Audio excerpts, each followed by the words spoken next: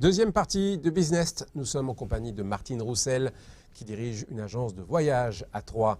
Nous allons ensemble découvrir des reportages liés au tourisme dans le Grand Est, puisque c'est votre secteur d'activité. Et je vous propose de prendre la direction des Vosges tout d'abord, à Moyenpal plus précisément, un parc un peu spécial. La Ferme Aventure a l'habitude de proposer à ses visiteurs de passer des nuits insolites, que ce soit sous des tipis ou des yourtes.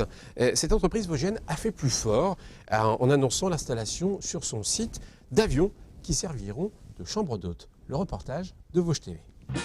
Un avion sans aile et même deux avions sans aile ici en l'occurrence, avec des inscriptions qui laissent peu de place au doute quant à leur histoire et leur provenance. Nous sommes à Moyenpal, commune de Xertigny.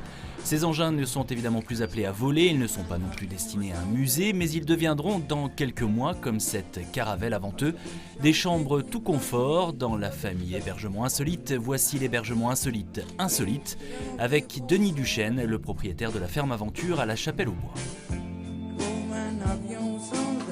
Nous, on a pris le pari il y a maintenant 13 ans de faire des hébergements insolites. C'est vrai qu'on était les premiers dans l'Est de la France avec les cabanes à les arbres, etc. Et c'est vrai qu'on s'est diversifié, non seulement ici avec la Caravelle, mais aussi sur le parc où on peut trouver une pyramide, dôme, etc. Des choses qu'on ne trouve pas ailleurs. Et en fait, si on veut dire insolite, l'insolite est unique. Et donc c'est un petit peu le côté, notre côté à nous, c'est de rester unique dans nos hébergements. Et notamment donc avec ces avions qui rejoignent aujourd'hui le tarmac de la Caravelle à Moyenpal. Et c'est en Pologne que Denis Duchesne a trouvé ces deux pièces de collection, des Antonov An-2, des anciens avions de l'aéropostale soviétique, qui ont fait un dernier long voyage avant d'arriver ce matin dans les Vosges. J'arrive de Varsovie, d'une petite ville en fait, juste à côté de Varsovie, c'est à peu près à 1500 km d'ici. Et on peut facilement acheter un avion comme ça en Pologne ? Oh, je ne sais pas, je ne saurais pas vous dire comment on fait, mais on peut quand même parfois tomber sur de bonnes affaires. En tous les cas, si l'avion est assez ancien. Et ceux-ci le sont assurément, pour les connaisseurs, ces avions sont même assez réputés. C'est le plus gros biplan du monde, c'est le deuxième avion le plus fabriqué au monde, donc qui est servi dans de nombreuses utilisations, à la fois agricoles, transport, etc. C'est des avions de brousse aussi. Donc cet avion, on en trouve encore ferraillé dans de différents états. Alors ils arrivent ici aujourd'hui, en revanche il y a quand même beaucoup de boulot derrière. Un, il faut les remonter, et deux, il faudra les adapter. Oui, bien sûr, il va y avoir un gros travail aussi d'équipement, bien les implanter sur le terrain, viabiliser le terrain par rapport donc à ces avions, et notamment aménager tout l'intérieur, parce que c'est quand même des avions de brousse, comme je vous disais tout à l'heure, donc c'est assez rudimentaire, il va falloir les isoler, capitonner l'intérieur et faire quelque chose de cocooning à l'intérieur de ces avions. Environ 20 000 €, c'est le montant de l'investissement de Denis Duchesne pour l'achat et le transport de ces avions. Il en faudra 30 000 de plus pour les adapter en gîte. De l'argent et un peu de temps, il ne devrait être opérationnel qu'au printemps 2017. Martine Roussel, dormir dans un avion comme ça, c'est pas mal. C'est une proposition intéressante pour des gens qui ont soif d'insolite.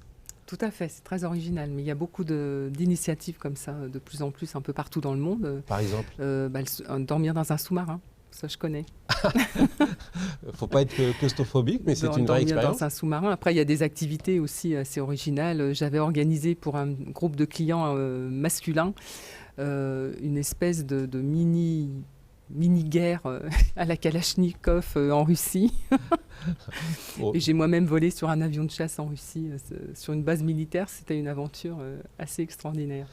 Est-ce qu'il y a de plus en plus besoin d'insolites à proposer aux clients? Est-ce que les clients sont en recherche de ce genre de voyage spécifique? Oui, certains sont en recherche d'originalité, d'insolite, mais bon, beaucoup quand même reviennent à l'essentiel et à des choses plus basiques. Et je dirais, ne serait-ce qu'apprécier la nature dans sa grandeur et sa beauté sur des sites un peu isolés.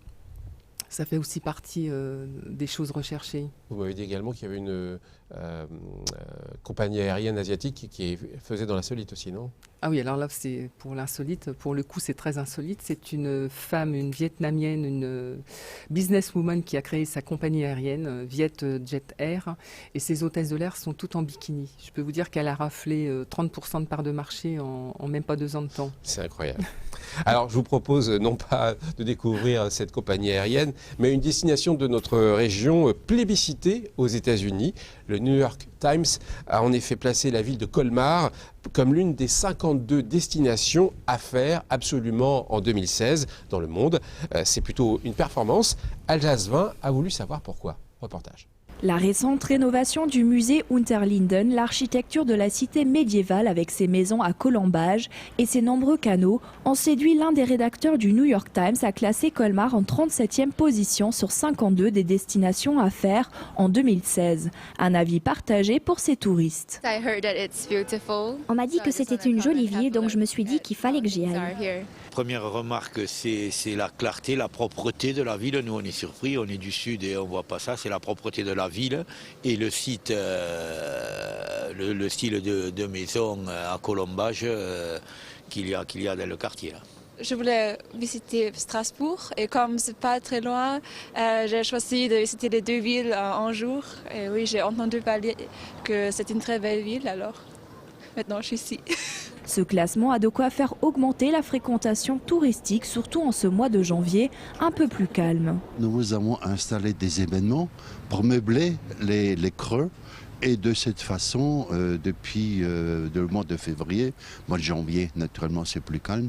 Mais à partir du mois de février, le tourisme reprend fortement pour durer jusqu'à la fin d'année. L'apparition de Colmar dans ce classement du New York Times est sans doute aussi un clin d'œil à Auguste Bartholdi, sculpteur colmarien et auteur de la célèbre Statue de la Liberté, offerte par la France aux États-Unis. Martine Roussel, ça vous étonne de voir Colmar comme ça, parmi les 50 destinations à faire par le New York Times? Non, bah c'est plutôt flatteur pour la région. Mais non, ça ne m'étonne pas du tout parce que la France recèle tellement de belles choses aux quatre coins du pays. On a une diversité exceptionnelle en France.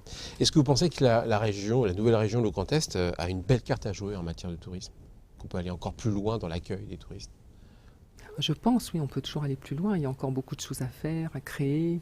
On a quand même des très beaux sites dont il faut faire la promotion parce que c'est vrai qu'on a peut-être un déficit d'image, notamment ici sur Troyes, je pense. Parce que je l'ai encore constaté il y a très peu de temps, ces jours-ci, où j'avais quelqu'un au bout du fil, à l'autre bout de la France. Je lui donne mon adresse, je lui dis 10 000 Troyes.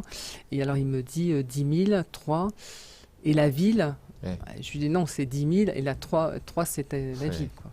Ah, c'est un travail de longue haleine, en tout cas, quand ils viennent ici, ils sont heureux. Allez, on termine cette émission avec un spectacle, un son et lumière intitulé Des flammes à la lumière, qui raconte la bataille de Verdun durant la Première Guerre mondiale. Ce spectacle a une résonance particulière cette année avec toutes les commémorations liées à cet événement historique. Mirabel TV est allée voir sur place. Sommes-nous toujours des êtres humains? En face, nos ennemis se posent-ils eux aussi les mêmes questions? En face, les soldats allemands se posent effectivement les mêmes questions. En 1916, dans les tranchées, de part et d'autre, les conditions sont tout aussi épouvantables. Durant 10 mois, plus de 50 millions d'obus labourent les environs de Verdun.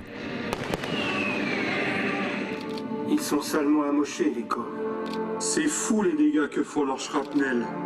La bataille fera 700 000 morts et blessés, français et allemands, une réalité commune que le spectacle des Flammes à la Lumière illustre chaque été depuis 1996. Et pour les commémorations du centenaire, l'évocation historique est renouvelée à hauteur de 50%. Nous avons un moment très bref dans une tranchée allemande parce que nous souhaitons montrer la vie également des combattants allemands, des civils allemands, parallèlement aux civils français. C'est un moment émouvant et on se rend compte que ces hommes étaient eux aussi soumis à des conditions de survie inimaginables et qu'ils souffraient énormément aussi. Qu'est-ce qu'on attend pour les bousculer? C'est Franzmann. T'inquiète, ils nous attendent de pied ferme.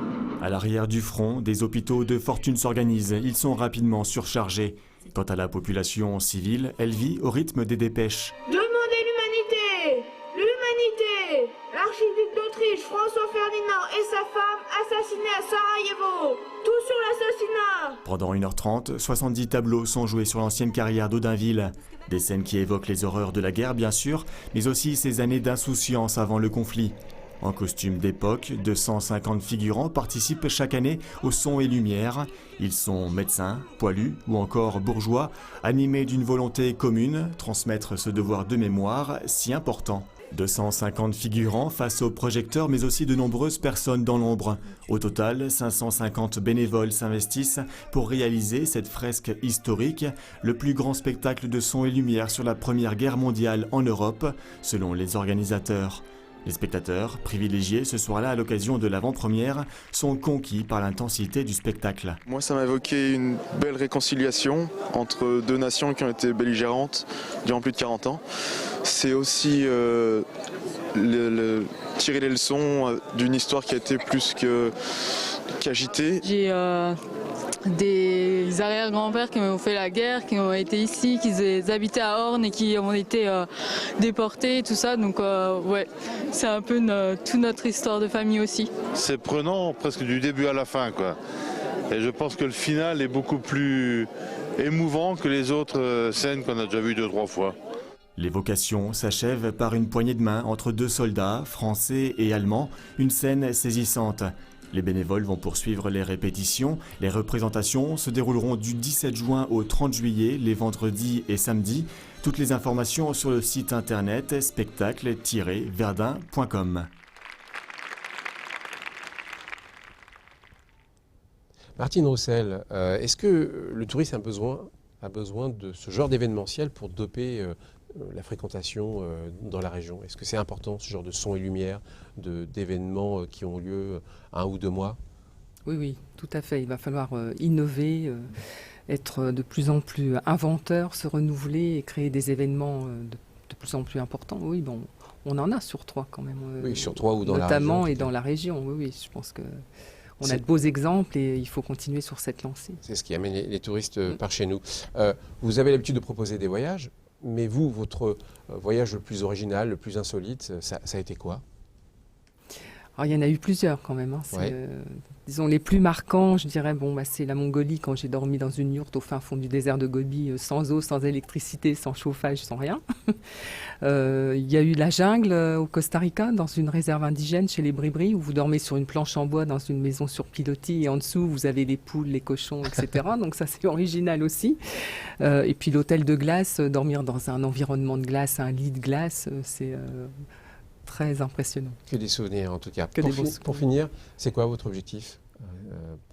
Notre objectif, écoutez, c'est évidemment développer notre clientèle, rester dans le top 3 des meilleures enseignes Jet Tour de France. Enfin, on est numéro 1 depuis plusieurs années d'affilée.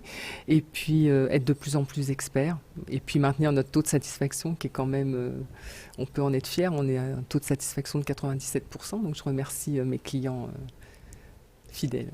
Merci Martine Roussel, je vous souhaite de bonnes vacances. À vous aussi, chers téléspectateurs. On se retrouve à la rentrée pour un nouveau numéro du Business. Au revoir.